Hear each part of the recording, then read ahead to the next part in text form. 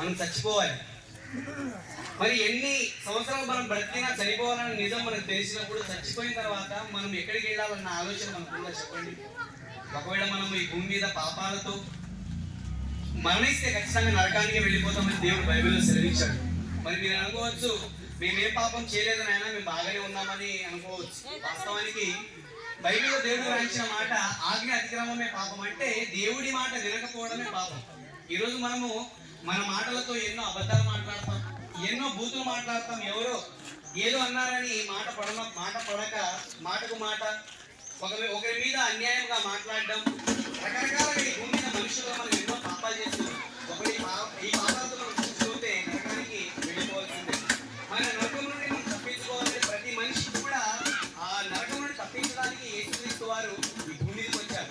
ఖచ్చితంగా ఆ యేసుక్రీస్తు వారు మనం నమ్మి మన పాపాలను ఒప్పుకుంటే దేవుడు యేసుక్రీస్తు వారి ద్వారా మన పాపాలను క్షమించి శాశ్వతమైన దేవుడున్న స్వర్గానికి తీసుకోవడానికి, ఆ స్వర్గరాజ్యంలో చేర్చుకోవడానికి దేవుడు సిద్ధంగా ఉన్నాడు. మనం ఎన్ని సంవత్సరాలు బ్రతికినా ఒకరోజు చచ్చిపోవాలి కనుక చనిపోక ముందు ఆ నిజ దేవుడు ఎవరు, మనం ఈ భూమి మీద ఎందుకు పుట్టాము, ఎందుకు బ్రతుకుతున్నాము, ఎందుకు చనిపోతున్నాం, అమ్మ గడుపులో ఈ యొక్క అద్భుతమైనటువంటి శరీరాన్ని దేవుడు నిర్మించాడు కదా. ఈ శరీరం దేవుడు ఎందుకు నిర్మించాడు, ఎందుకు ఇచ్చాడు, మనం ఈ శరీరాన్ని ఎందుకు వాడుతున్నాం అనేది మనం ఆలోచించాలి.